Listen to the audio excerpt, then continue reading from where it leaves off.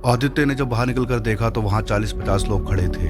वो सभी लोग एकदम शांत किसी पुतले की तरह खड़े थे और उनका चेहरा भी दिखाई नहीं दे रहा था। ये नजारा देखने के बाद आदित्य बहुत ज्यादा डर जाते हैं। इसके बाद क्या हुआ जानेंगे आगे की कहानी में, लेकिन कहानी में आगे बढ़ने से पहले हर बार की तरह अपने इष्ट को याद जरूर कर ले, क्योंकि आत्माएं हर जगह होती हैं। चलिए शुरू करते हैं आज की कहानी।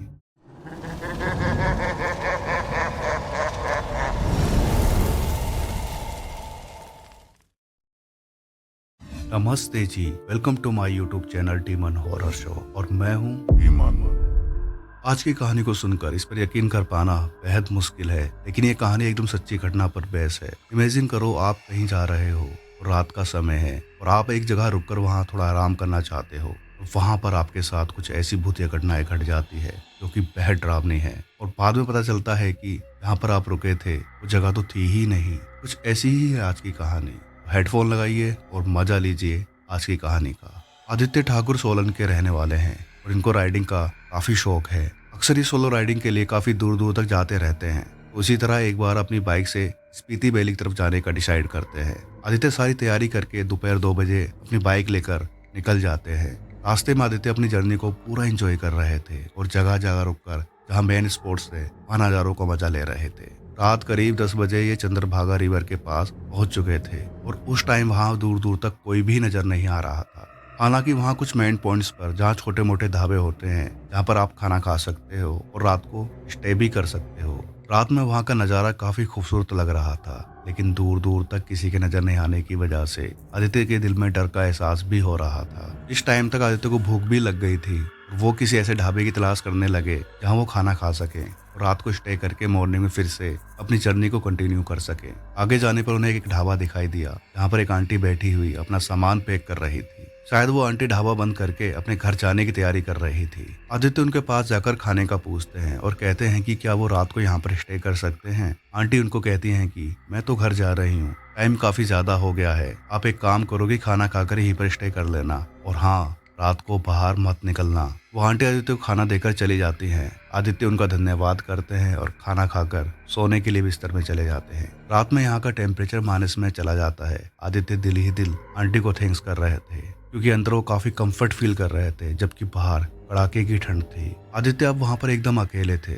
उनको थोड़ा डर भी लग रहा था क्योंकि यहाँ पर दूर दूर तक कोई भी घर या होटल नहीं था। रात करीब 11:30 बजे आदित्य अपने फोन को स्क्रॉल कर रहे थे कि तभी उनको बाहर ऐसा लगा कि कोई उनके कैंप की तरफ आ रहा है। एक्चुअल में जो वहाँ पर ढाबे होते हैं उनका इंफ्रास्ट्रक्चर पक्का नहीं होता है। यहाँ पर ढाबे तिरपाल को एक कैंप की तरह शेप देकर बने होते हैं। इसलिए आदित्य इस चीज को अच्छे से फील कर पा रहे थे कि कोई उनकी तरफ आ रहा है। आदित्य को पहले लगा कि कोई उनकी तरह ही यहाँ पर रुकने के लिए आया होगा, बट वो जो कोई भी था बाहर बिल्कुल नजदीक आकर रुक गया। आदित्य को ऐसा लग रहा था कि कोई उस कैंप की रेकी कर रहा हो।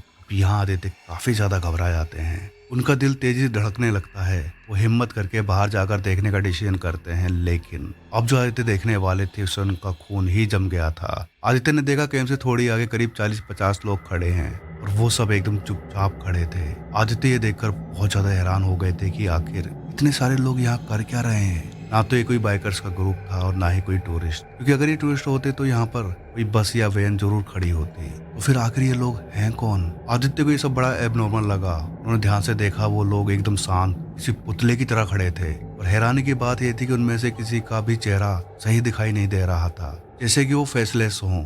आदित्य ये नजारा देखकर बहुत ज्यादा डर जाते हैं और वहां से भागना शुरू कर देते हैं। आदित्य कहते हैं कि वो किसी पागल इंसान की तरह भाग रहे थे, तेज मदद के लिए चिल्लाते हुए भाग रहे थे, क्योंकि आदित्य समझ गए थे कि ये लोग कोई इंसान नहीं बल्कि भूत प्रेत या छलावे हैं। आदित्य के दिल की धड़कन तेजी धड़कने लगती है। इतनी ठंड में भी उनको पसीना आ गया था। आप खुद को ऐसी कंडीशन में इमेजिन करिए और उस टाइम आपका क्या हाल होगा। आगे जाने पर दूर उनको कुछ पुलिस वाले दिखाई दिए। आदित्य उनको देखकर तेजी से चिल्लाते हुए उनकी तरफ भागने लगे। उन पुलिस वालों ने आदित्य से पूछा कि क्या हुआ, क्यों चिल्ला रहे हो। तब आदित्य ने उनको सारी घटना बताई। पुलिस वालों ने कहा कि तुमने ड्रिंक तो नहीं की है, बट आदित्य की हालत देखकर वो लोग आपस में लोकल लैंग्वेज में बात करने लगे। आदित्य उनकी लैंग्वेज प्रॉपर समझ तो नहीं पा रहे थे, बट उनको बॉडी लैंग्वेज से पता चल रहा था कि पुलिस वाले उन एंटिटीज के बारे में ही बात कर रहे थे और शायद वो उन एंटिटीज के बारे में काफी कुछ जानते थे। वहाँ पर कुछ लोकल लोग भी थे, वो सब भी यही बात कर रहे थे। लेकिन पुलिस वालों ने आदित्य की हालत देखकर कहा कि यहाँ ऐसा कुछ भी नहीं है, जरूर तुमको कुछ वहम हुआ होगा। और जिस ढाबे की तुम बात कर रहे हो वहाँ ऐसा कोई भी ढाबा नहीं है। शायद वो लोग आदित्य को उन एंटिटीज के बारे में बताना नहीं चाह रहे थे, लेकिन आदित्य के मन में अब और भी ज्यादा डर बैठ गया था कि जहाँ वो रुके थे और वो आंटी कौन थी। क्या वो आंटी भी कोई छलावा थी?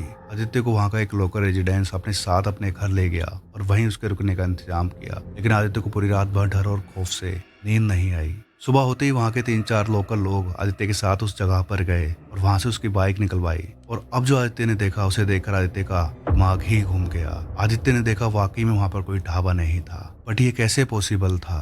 अब आदित्य को पूरी तरह से यकीन हो गया था ये सब शायद उनके साथ एक छलावा हुआ था। आदित्य को अपनी आंखों पर यकीन नहीं हो रहा था। वो इतने ज्यादा डर गए थे कि उन्होंने अपनी जर्नी को वहीं पर कैंसिल किया और वापस अपने घर आ गए। कई दिनों तक आदित्य की तबीयत खराब रही, लेकिन इस घटना ने आदित्य का नजरिया पूरी तरह बदल दिया था। क्या आप लोगों के साथ कभी ऐसी कोई घटना घटी है? हमें कमेंट करके जरूर बताएं। और आज की कहानी आपको कैसी लगी है वो भी कमेंट करके जरूर बताएं। अगर ये कहानी आपको अच्छी लगी है तो इसको लाइक शेयर कमेंट जरूर करें, अपनी फैमिली और फ्रेंड के साथ ज्यादा शेयर करें। अगर आप लोग भी अपनी कहानी शेयर करना चाहते हैं और चाहते हैं कि मैं अपनी आवाज में नरेट करूं, हमारे दिए गए इंस्टा आईडी के लिंक और ईमेल आईडी के लिंक पर शेयर कर सकते हैं। लिंक डिस्क्रिप्शन में दिए गए हैं। इस तरह की और कहानी सुनने के लिए हमारे चैनल को सब्सक्राइब कर लें, क्योंकि मैं इस तरह की बेहद रोमांचक, सच्ची और डरावनी घटनाएं आप लोगों के सामने लेकर आता रहूंगा। तो मिलते हैं नेक्स्ट वीडियो में, तब तक अपना ध्यान रखें। धन्यवाद।